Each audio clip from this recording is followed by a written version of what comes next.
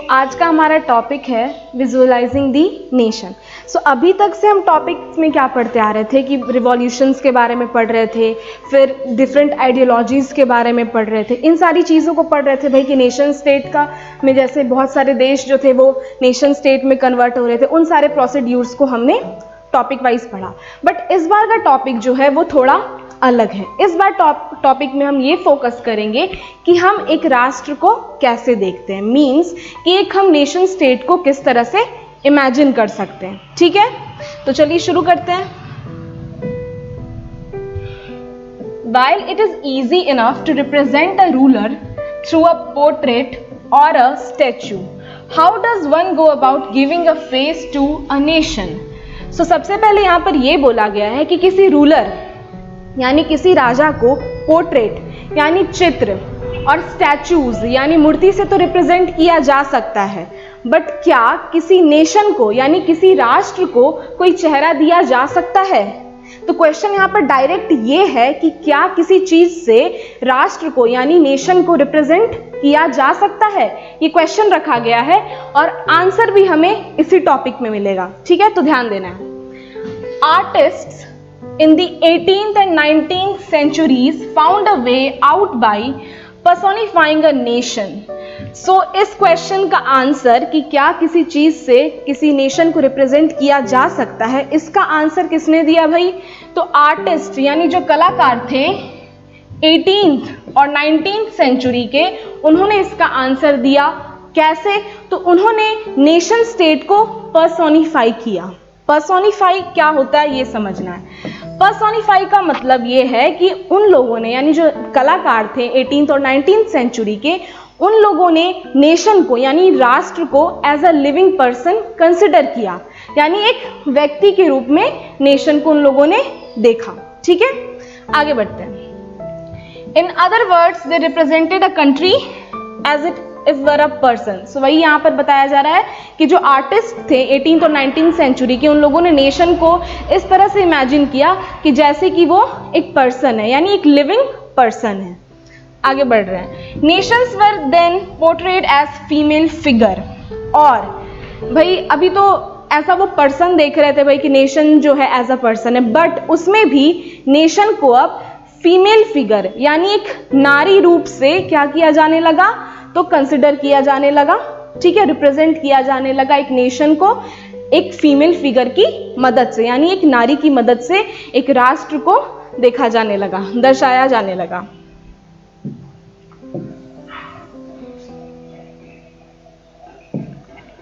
The female form that was chosen to personify the nation did not stand for any particular woman in real life.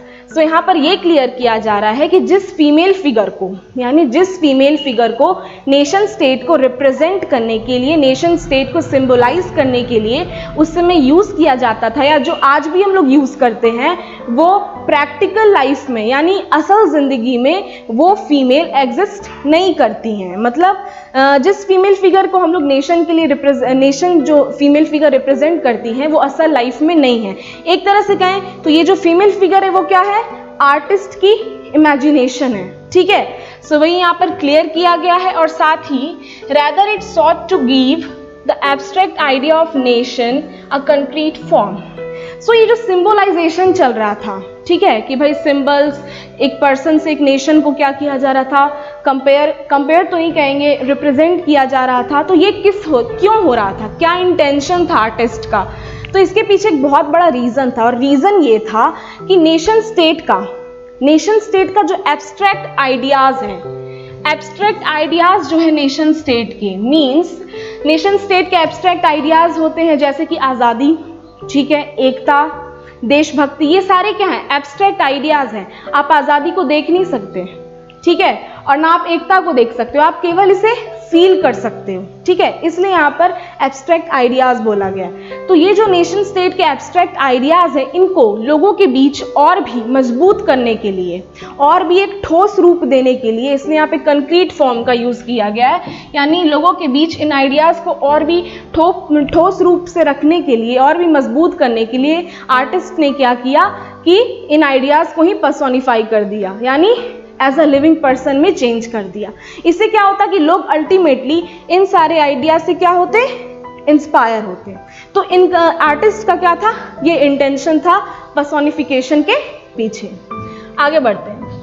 That is the female figure became an allegory of nation. तो कुछ इस तरह से जो female figure यानी जो नारी रूप है वो एलिगरी बनी नेशन की, यानी नेशन का प्रतीक रूप बनी। अब एलिगरी क्या होता है, एलिगरी के टर्म को समझना है। एलिगरी हम तभी यूज कर सकते हैं कि जब आप किसी व्यक्ति या किसी चीज से किसी आइडिया को अगर रिप्रेजेंट कर रहे हो, जैसे हैप्पीनेस, ठीक है, ग्रीड, अगर ये जैसे एब्स्ट्रैक्ट आइडियाज है जिन्हें आप देख नहीं सकते, टच नहीं कर सकते, केवल फील कर सकते हो, अगर आप उन आइडियाज को किसी व्यक्ति या किसी चीज से रिप्रेजेंट कर रहे हो तो वो व्यक्ति या वो चीज क्या कहलाएगा, एलिगरी कहलाएगा।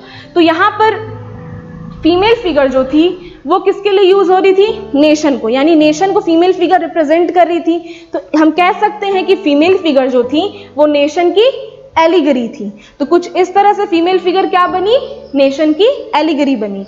तो अब हम डिफरेंट टाइप के एलिगरीज के बारे में पढ़ेंगे।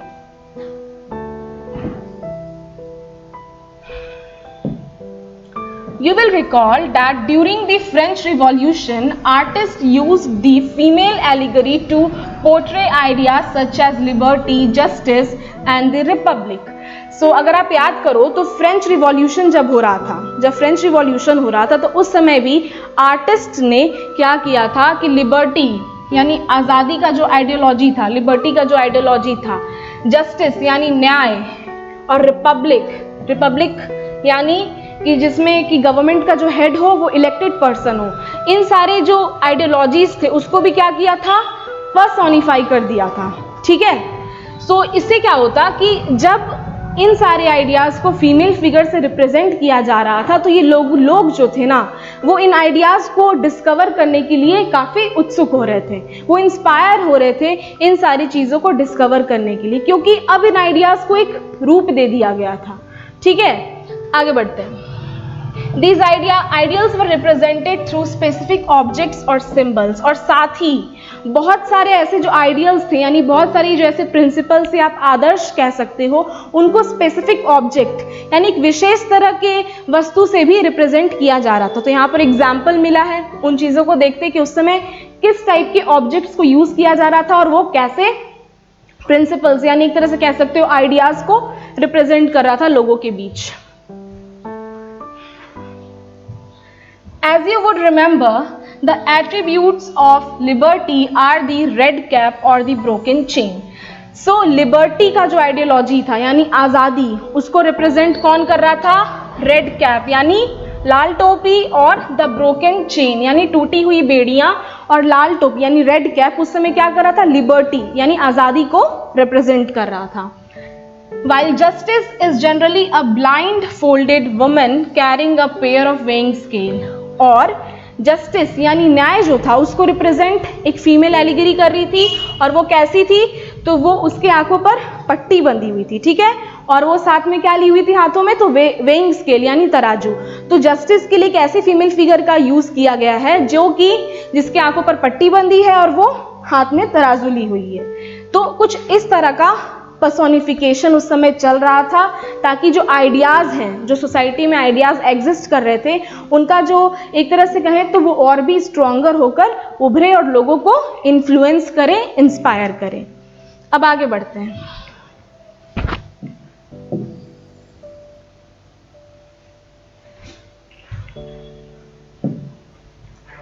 Similar female allegories were invented by artists in the 19th century to represent a nation. So 19th century में आर्टिस्ट ने बहुत सारे एलिगरीज, फीमेल एलिगरीज को इन्वेंट किया। ठीक है, यानी बहुत सारी फीमेल एलिगरीज का, बहुत सारे नारी रूप का आविष्कार किया जो कि क्या कर रही थी, तो नेशन को रिप्रेजेंट कर रही थी। ठीक है, यानी जो नेशन को रिप्रेजेंट कर रही थी। अब हम यहाँ पे क्या पढ़ेंगे, तो फ्रांस के एलिगरी के बारे में पढ़ेंगे, यानी उस फीमेल फिगर के बारे में पढ़ेंगे जो फ्रांस नेशन को उस समय या आज भी हमारे बीच रिप्रेजेंट करती हैं। ठीक है, In France, she was christened Marianne, a popular Christian name which underlined the idea of people's nation. सो जो फ्रांस की एलिगरी है उनको कौन सा नाम दिया गया, तो भाई सबसे पॉपुलर क्रिश्चियन नेम दिया गया, और वो क्या है, मरियान। मरियान नाम दिया गया, जो कि, और ये जो मरियान थी, जो फ्रांस की एलिगरी थी, वो रिप्रेजेंट क्या कर रही थी, तो idea of people's nation, idea of people's nation, यानी ये हाईलाइट कर रही थी इस आइडिया को कि राष्ट्र जो है वो लोगों का है, और राष्ट्र के लिए सबसे प्रीशियस, सबसे इंपॉर्टेंट उसके पीपल है, यानी उसके कॉमन पीपल है। तो ये कुछ इस तरह का आइडियाज जो था वो लोगों के बीच रिप्रेजेंट कर रही थी। ठीक है, आगे बढ़ते हैं। Her characteristics were drawn from those of liberty and the republic, the red cap, the tricolor, the cockade. ठीक है, तो अगर हम एक तरह से कहें कि मरियान के चिन्ह या मरियान का कुछ ऐसा सिंबल्स जो मरियान के कैरेक्टर को डिफाइन कर रहा था, तो वो है द रेड कैप, ठीक है, लाल टोपी, द ट्राई कलर यानी तिरंगा, और कॉकेड मीन्स कलगी। ठीक है, तो ये सारी चीजें जो थी वो एक तरह से मरियान के कैरेक्टर को डिफाइन कर रही थी, और ये सारे जो थे सिंबल्स वो रिपब्लिक और लिबर्टी का जो आइडिया था उसको रिफ्लेक्ट कर रहा था। ठीक है, आगे बढ़ते हैं। Statues of Marianne were erected in public squares to remind the public of the national symbol of unity and to persuade them to identify with it. So क्या होने लगा कि भाई फ्रांस की जो एलिगरी है मरियान, उन्हें क्या किया जाने लगा, मरियान के स्टैचूज को पब्लिक स्क्वायर्स यानी चौक जो होते हैं, ठीक है, उन सारे जगहों पर मरियान के स्टैचूज लगाए जाने शुरू कर दिए गए। मतलब मोस्टली ऐसे जगहों पर मरियान के स्टैचूज लगाए जाने लगे जहां पर ज़्यादा से ज़्यादा लोग आते जाते हो। क्यों? ताकि लोगों को नेशनल यूनिटी का जो चिन्ह है, यानी राष्ट्रीय एकता का जो प्रतीक है, वो उनके दिमाग में हमेशा रहे, उनको हमेशा याद रहे, और जो भी सेक्रीफाइसेस, स्ट्रगल्स हुए हैं नेशन स्टेट में कन्वर्ट करने के लिए, वो उनके अंदर हमेशा जिंदा रहे। और नेशनलिस्ट फीलिंग्स जो हैं, ठीक है, देशभक्ति, देश प्रेम, ये जो फीलिंग्स हैं वो लोगों के अंदर हमेशा बना रहे। और जिससे क्या होगा, अगर ये सारी चीज़ें लोगों के अंदर हमेशा जिंदा रहेंगी तो लोग जो होंगे वो अपने देश के प्रति डिवोटेड रहेंगे, हमेशा देश के प्रति क्या होंगे, समर्पित रहेंगे। तो कुछ इस माइंडसेट के साथ क्या किया जाने लगा कि मरियान के स्टैचूज को पब्लिक स्क्वायर्स पर सेटअप किया जाने लगा। अब आगे देखते हैं। Marianne images were marked on coins and stamps, और मरियान के जो इमेजेस थे वो कॉइन्स यानी सिक्कों और स्टैम्प्स, यानी उस समय जो पोस्ट ऑफिस में स्टैम्प्स यूज हुआ करते थे, वहां पर भी मरियान के इमेजेस को क्या किया जाने लगा, मरियान का जो चित्र था वहां पर अंकित किया जाने लगा। अब आगे बढ़ते हैं। तो ये तो हमने फ्रांस का केस पढ़ा, फ्रांस के एलिगरी के बारे में पढ़ा। अब हम आते हैं जर्मनी की एलिगरी के बारे में पढ़ते हैं। सिमिलरली जर्मानिया, ठीक है, Germania became the allegory of German nation. So इसी तरह से जर्मानिया जो थी, वो जो जर्मानिया जो फीमेल फिगर थी, वो जर्मन नेशन की क्या बनी, एलिगरी बनी। ठीक है, इन visual representation Germania wears a crown of oak leaves as the German oak stands for heroism. So क्या हुआ कि अगर हम जर्मानिया की अपीयरेंस के बारे में बात करें कि वो कैसी दिखती थी, तो उसमें सबसे जो नोटिस करने वाला चीज़ है, तो वो क्या करती थी कि वो उस मतलब एक तरह से कहें कि अगर हम जर्मानिया के इमेज को देखें तो आप देखोगे, उसमें गौर करोगे कि वो सर पर ओक लीव्स का बना क्राउन पहनती थी, यानी ओक लीव से बना हुआ मुकुट पहनती थी। और ये मुकुट जो था वो किसको रिप्रेजेंट करता था, तो हीरोइज्म यानी वीरता को रिप्रेजेंट करता था। क्योंकि जर्मन ओक जो है वो स्टैंड, एक तरह से कहें जर्मन ओक जो है वो किसके लिए है, किसको रिप्रेजेंट करता था, तो हीरोइज्म को करता था। तो इसी तरह से जर्मानिया के बारे में भी हम लोग कुछ कुछ बातें जानेंगे। यहाँ पर एक चार्ट दिया गया है, उसे समझते हैं।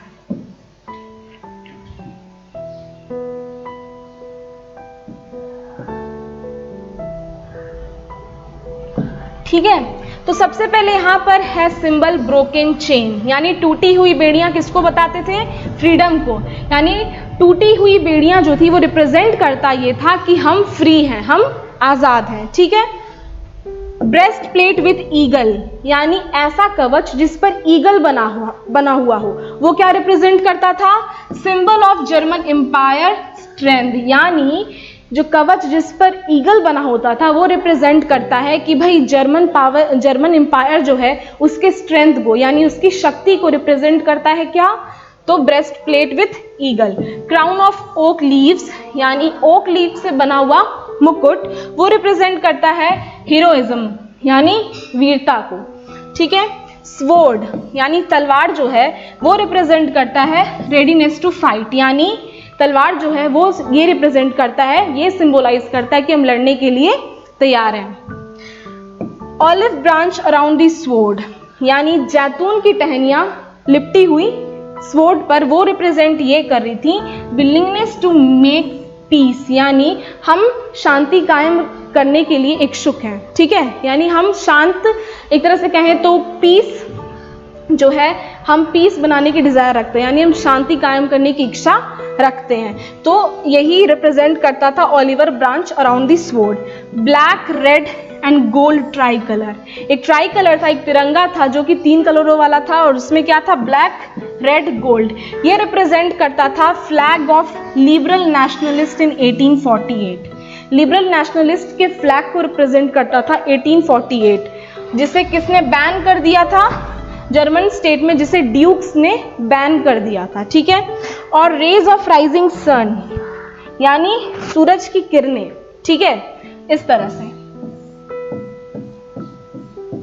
ये रिप्रेजेंट करता है बिगनिंग ऑफ न्यू एरा, यानी एक नए दौर का शुरुआत। तो आप देख सकते हो किस तरह से ये जो छोटे छोटे सिंबल्स हैं वो इतने बड़ी बड़ी आइडियोलॉजीज को रिप्रेजेंट कर रही थी। तो आई होप आपको ये टॉपिक क्लियर हो, और ये टॉपिक इसलिए बहुत इंपॉर्टेंट है क्योंकि इस पर पिक्चर बेस्ड क्वेश्चंस आते हैं। ठीक है, पिक्चर बेस्ड क्वेश्चंस इस पे बहुत आते हैं, इस वजह से ये टॉपिक थोड़ा इंपॉर्टेंट है।